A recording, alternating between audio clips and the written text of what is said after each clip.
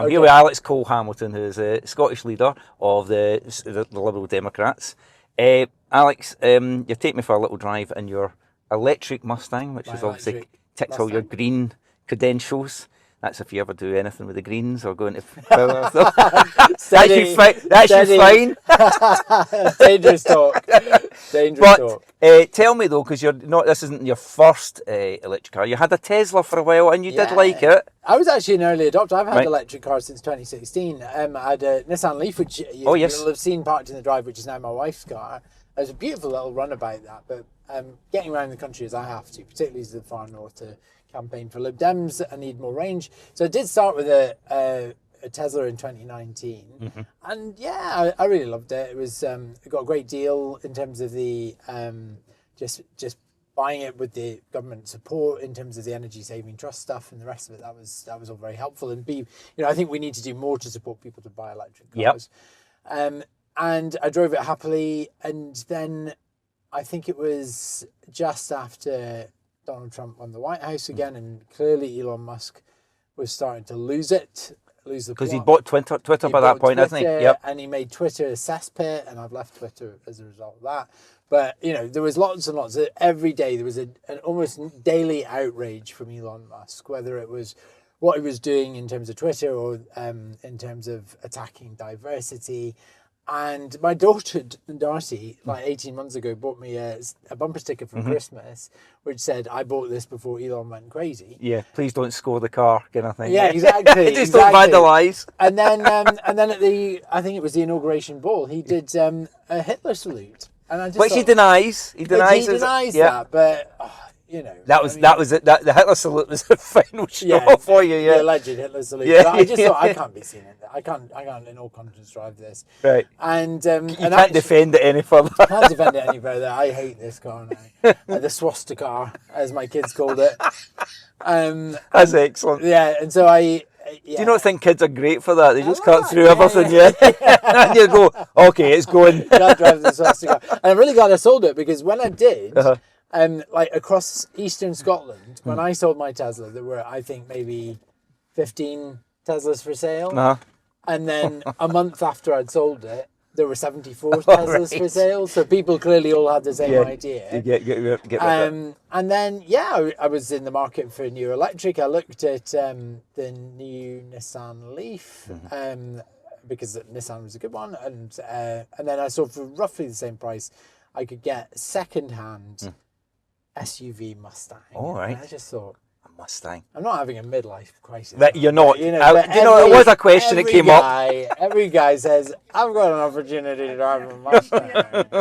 What do you do? What are you going to do? And it's lovely. Now, and actually, it's got good range. And you've set it for us, but you've set it to untamed. Yeah. I can't really open it. We're in we're in rush hour traffic in suburban West Edinburgh right now. So I will show it to you when it's safe to do so. But I mean, as with all electric cars, it's got quite a lot of punch to it. Yeah. Quite a lot of poke. And I don't usually have it on because it rinses the battery, and I'm really not in a midlife crisis. Which I've mentioned for a second time. Just for the avoidance of doubt. So the famous Mustang owners or people associated with them, you got Steve McQueen, drove it in Bullet. I think Jim Morrison had one. Yeah. And there you go. You've now joined. He used to have a Mustang. Ah, did he? Yeah, that's not why I got this. But he used to have a Mustang. He bought a Mustang after he lost his seat in 2015, I think. That's it. I'm not a politician anymore. I'll buy a Mustang. I can have a blowout. Dale, is this one of many cars that you have? Well, like Lord Offord. Yes. No, I have, and for the record, I have one house. In fact, I don't even own all of my house. Right. But the bank owns a big chunk of my house. Yeah. I have one car. My wife has her car. The old Leaf. And we have 0 boats, but I do have 2 paddle boats. Ah, okay. And that's because Darcy and I, Darcy's my 12-year-old daughter, she and I absolutely love it this time of year, going down for a couple of hours down to Wardy Bay and just paddling out. Oh, fab. Very, very chilled, very relaxed way to spend time. But no, I mean, I think credit to Lord Offord for being honest with the electorate, but I think gloating about it as he did, when so many families are struggling to pay the fuel bill or the mortgage payment or the rent bill, I think is a bit tone deaf. We are in a cost of living emergency. This is a cost of living election. And people are just getting it really tight at the moment. But a manna from heaven for his political opponents, I imagine. Well, I don't know. I mean, he clearly came on stage with the determination to tell us all that. And I don't know if it's braggadocio or just like he just doesn't get politics. Yeah. Will it stop people voting for him? I'm not so sure it will. I think people who've made up their mind for reform aren't really paying attention. Yeah. So, Alex, you've said before, I think you said in the debates again, you obviously started as a youth worker, and that's how you got interested in politics. It's a hard game, though, is it not? I mean, I'm not politics. I'm not mean you to be, be after sympathy, but it's not a lot of other jobs you can turn up, and you've got to be, defensive sometimes, and Well, my answer to take that abuse. starts with the first clause in what you said there, is that I came into this from youth work. And I came into this from youth work because I was furious after 19 years of working in youth work, particularly in Scotland's inner cities, with some of the most disadvantaged young people in our society outside of education, employment and training, victims of abuse, often looked after, sometimes victims of trafficking. I was so tired of seeing my parliament made bad decisions that were harming the lives of these kids, and that's why I got into parliament. So yeah, you've got to take the rough with the smooth, of course you do. And there are times in this job when it's rough, and it harms your mental health. And I've had counselling because of some of the stress involved in this job, and I don't mind saying that. Stress, wait, can you tell us, is it stress just the amount of work, or is it things like the abuse that comes with it as well? The work, I thrive on the work. I love the work. Don't mind a big entry. I don't mind a big entry, and every day is different. Right. First day, and also almost everything you're doing is meaningful. There's very little wasted time in this job. Either you're helping individuals, right, and that's the most important thing I do, helping my constituents. And it's lovely to be able to really offer like closure or relief or anything or answers that they're looking for, or being part of something really big, something really important like the assisted dying bill debate. That doesn't bother me. Hard work doesn't bother me. No, but there was a time, there was like in nearly the start of my leadership, I was getting it pretty tight. Some like really horrendous online abuse and stuff which people were trying to land stories against me which were false or whatever like that. Lots of different things happening at once. And I just remember, over a period of several weeks, waking up in the middle of the night with grinding abdominal pain. Oh. And I went to the doctor. I was tested for cancer. And she came back and said, no, all of this is clear. I think it's just stress. Wow. So I told the party about this, and they very kindly engaged a resilience coach from a psychotherapist. Did it help? Really great guy. Yeah, really great guy. He's become a really good friend. He's helped me over the last 5 years, and he's a former combat veteran himself. Right. He's done a lot of work with combat stress and sports coaching. And does he say it's equivalent? I mean, I know I'm not saying you putting yourself into combat, but is it the same body reaction? He says that. Right, he says absolutely. Yep. The high stress environment is not like being under fire. But sometimes in the public eye, it triggers the same emotional response in your brain. And actually, funnily enough, when I went to Ukraine last year, driving overland, I joined a convoy taking ambulances to the armed forces of Ukraine for immediate use on their front lines. And I asked my wife's permission to do this. And the first thing she said is, because I said, do you want to come with me? I need a co-driver. And she said, well, I don't think it's a good idea for our kids that both parents are putting themselves in a combat zone. Yeah. She said, you can go if you take James. So James is my resilience coach because he's a two-tour combat veteran in Afghanistan. Okay, so she felt more comfortable. Yeah. So he came with me, and that was actually great, a great journey. And she also wanted me to make a will. So how do you cope with it? What are the coping mechanisms now? Is it things like going for a paddle with Darcy? Is it? Dare I say it? sitting behind the wheel and listening to some radio or music? Yeah, I mean, what the other things? I'm not a massive motorhead in the sense that I would go for a drive to relax. Actually, driving is part of work and it's a functional part of my day. I mean, I love the Mustang and the electric. You know, the electric car is actually a very relaxing drive because it's so quiet. No, my kind of unwind before Christmas it would be to have a glass of wine. But I've knocked that on the head since New Year. I haven't had a drink since New Year. What reason being? Is it just keep... Well, because this feels like one of the most important things I'll ever do, this election, you know, and it's my Olympics, right? So I want to give the best account of myself. I want to sleep, and alcohol robs your sleep, right? And it's helped me stay sharp. So I'm looking forward to a drink next week. Fantastic. But my favourite things, definitely... You're denying us our lovely front pages that we had with you in the bar. I know the embarrassment of that. Look, I'm a human being. I mean, and on that occasion, it was I was unaware there was a vote. I'd taken a member of staff who needed a drink and an arm around the shoulder. I'd taken him for a drink and suddenly realised there was a vote, and I messed that up, didn't I? But well, we don't. But get you know, right. human being. Exactly. But you know, a lot of people could probably identify with that. You know, human person. But seriously, so something to drink, and you do. So when it comes to the debates and stuff like that, you feel on top of your game. I think so. Yeah, and I'm pretty fit at the moment. I love to swim in the mornings. Right. I go for a swim or a run every morning, and but yeah, to unwind, I love to spend time with my family. Chilling out, like I say, on the water if I can. Brilliant. I go to Lost Shore, a surf resort. I love to surf, and I'm a pretty active person, so I don't spend a lot of time on the sofa. Yeah, no, that's great. And yeah, the election. So when it's coming up, I think every poll doesn't have you faring too well. How does that play on your head when you're coming? Well, I disagree, Matt. I mean, this. Since Parliament dissolved, we have had the best run of opinion polls since my time as leader. Wow, okay. So we're consistently up in double figures, and actually, I think that understates our performance because you know we are in 10 seats right across the country, whether that's from Argyll and Bute right through the Highlands, the seats we hold in the Northern Isles, Strathkelvin and Bearsden, my seat, the new Edinburgh seat we're fighting, North East 5. We're going to run it up in these places. Right, okay. Absolutely going to run it up on both votes. And on the Peach regional ballot, we're appealing for people's Peach votes directly at this election for the first time in a long time because we think we can win in every region.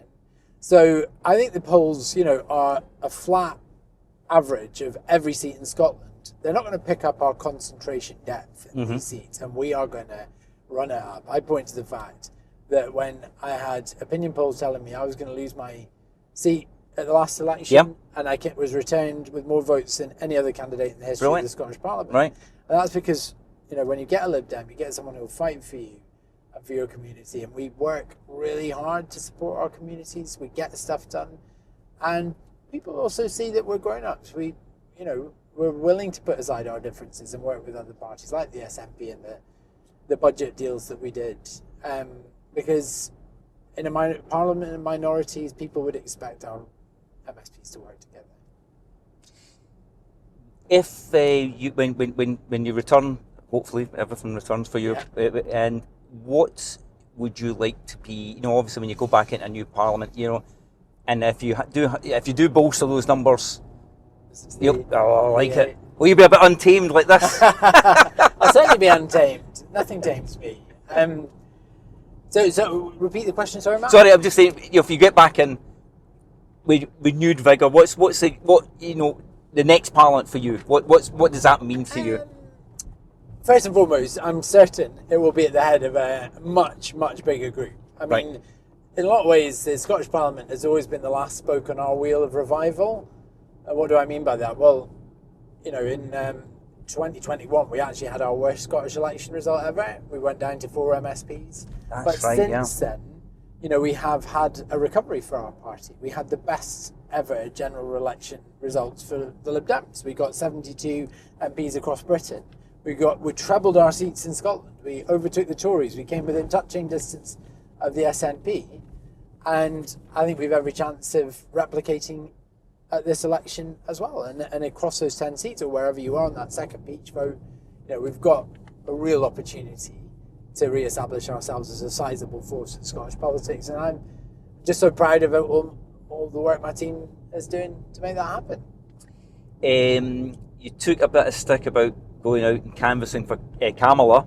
Unrepentant. From some people. Yeah, from some people. Okay, right, yeah. I mean, but maybe that's because their politics are different. That's fine. Look, right. But I think yeah. So I think the more measured people were saying, though, why are you interfering with another election, if you know what I mean? There is a healthy democratic tradition and a solidarity among liberal parties around the world of helping each other out. I've been to America twice. I went to help Obama in 2008. I've been back. You did better that time. I did. I went to the Seychelles to help them fight their first ever multi-party democracy elections in 2002. It's just something I do with my spare time. I'm a political geek, and I believe in, I passionately believe in my political values as a liberal, and I want to see liberalism thrive around the world. So we help each other, and I don't think there's anything wrong with a solidarity like that. We've seen, I've had members of D66, which is our Dutch equivalent, come over and help in Scottish campaigns. It's just a tradition I'm happy to engage in, and it's important for your readers to know that I didn't take time out of the Scottish Parliament to do that. There was a recess, there was a holiday period, I took some time off work, and I went out to help because I felt the need to. And I think I've been proven right in the sense that Donald Trump is a disaster. He is a gangster. He is tearing up the rule book, and he is sending us back to the law of the jungle. He is making our world unsafe in so many ways. And, we're all paying the price. I just wanted to feel that I was doing something about it. And as futile as that turned out to be, but I don't have any regrets. But I would have thought Kamala would have returned the favour, Alex. Come on. Who says she's not? She's meeting us down here. She's not got much to do at the moment, so... Great. Right, I've got some quick fire questions for you. And I know you enjoy these. Okay, so first of all, it's going to be World Cup prediction.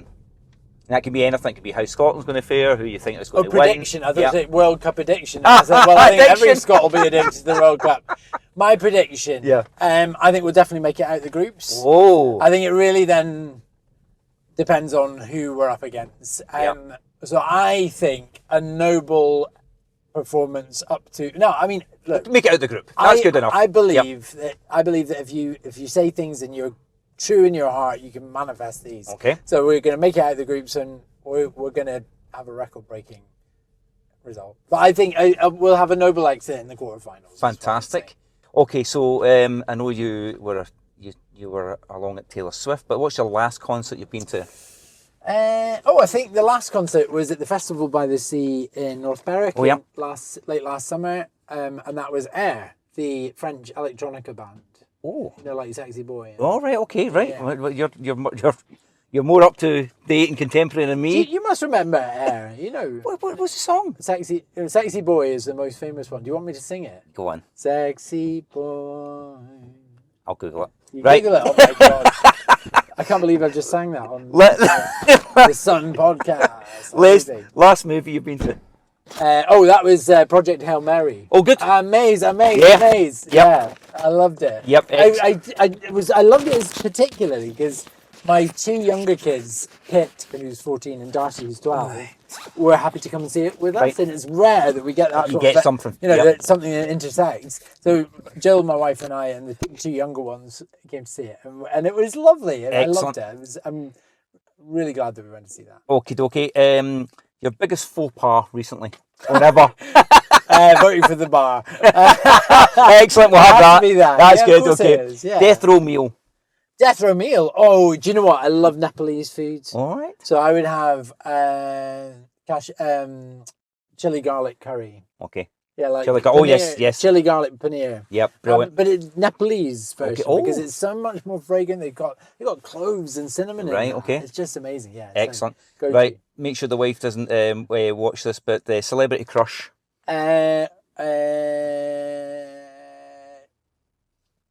That's a good question. I would probably say something. I always used to like Jennifer Aniston. Oh, yes. When she was in Friends. Yeah, just but not now. Girl now. So no, I didn't.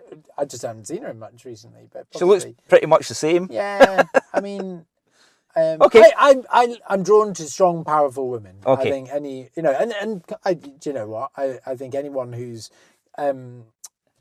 like a female leader who's made it, against the odds. I think that's something quite compelling about any of that. Okie doke.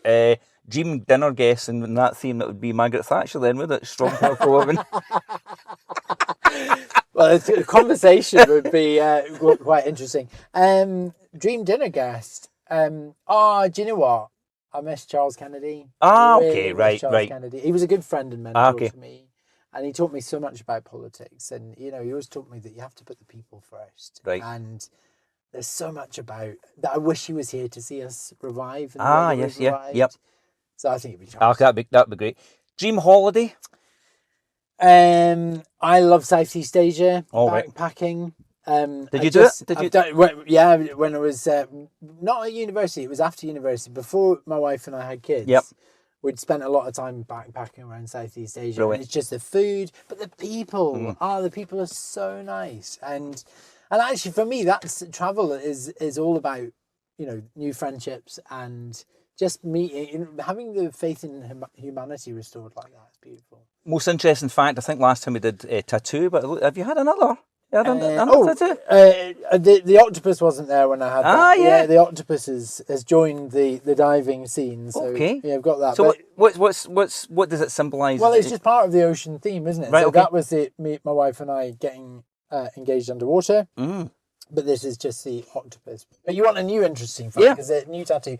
So I turned down an invitation to join MI6 at university. So wow. I was spotted, spotted. So I was an international relations student, and on the day of my graduation, my tutor had said, "You're going to get a letter from the Foreign Office. It's not going to make a lot of sense. Come and see me." And it said, we're writing to ask if you'd be interested in applying for diplomatic service outside the normal bounds of competition. Think of the life you could have had. Well, I went to see him, and I said, "Are you mistaking me for somebody else? Do I look like somebody who could keep a secret?" And he said, "No, we want people who make friends easily and who are characters." Was it a language thing or anything as well? Did you have a second language? No, was it just like that? No, I mean, I do think there were definitely spotters in. Well, I know that they go to language departments as well, but this is international relations. So what uni was that? Aberdeen. Well, look at the cars you could have had. I know. as a spy. So I mean, I did think about it, and I said, "Am I allowed to talk to anyone about this?" And he said, "Well, you can speak to your parents, and that's it." So I rang my dad and said, "This has happened," and he said, "Oh, funny enough," because I said, "So what would I be doing?" He said, "Well, you'd be in like a foreign embassy with some like low level job, stamping passports or whatever, but you'd have another side hustle job as well." I see. And I said to him, I said to my dad this, and he said, "Oh my God, I've just realised that means that your sister's godfather must have been a spy." And I was like, "Why did you say that?" He said, "Well, because he was an SAS command. He was a commando. No, he was in the SAS in the Falklands. And when he left the service, he went off to the British Embassy in Turkey and started stamping passports." So I rang him and I said, "Is it true?" And he said, "Well, because you've been approached, I'll tell you. Yeah, that is what I was doing." But it was discussion with him, and also then because like I'm a Quaker, I've said that before, which is I'm not very religious, but I do observe the kind of values of Quakerism, which is about non-violence. So I went back to the tutor and I said, "Would anything I ever do ever contribute to somebody dying?" And he sort of said, 95% of the time, no. Okay, and that was you out. Yeah, I'm out. I can't. Yeah, I couldn't do that. Fair enough. Yeah. Very interesting, though. It was interesting. Yeah. So there you go. That's the fact that you didn't know. The life you could have had. Oh, maybe that's a double bluff. And the last one, your last romantic gesture. Oh, maybe I should ask your wife if it was romantic. I mean, romantic gesture. I brought her flowers recently, but I do other things as well. 4 coat flowers. They might have been. I mean, I spend a lot of time on the road. M&S, Wild Bee Cafe, okay, that's all right. That's all right. Sort of flower booth and stuff. So yeah, but no, I'm sure there's something more romantic. I once, do you know what I did? She had to do an in-work course, and she hated it, and she had to do it within a year. And then for her birthday, she had one final essay that she kept putting off. And I just wrote it for her on a train, and I printed out the essay and wrapped it up and gave it to her. That's excellent. And, here we go. Yeah. That is romantic. I think that was a good romantic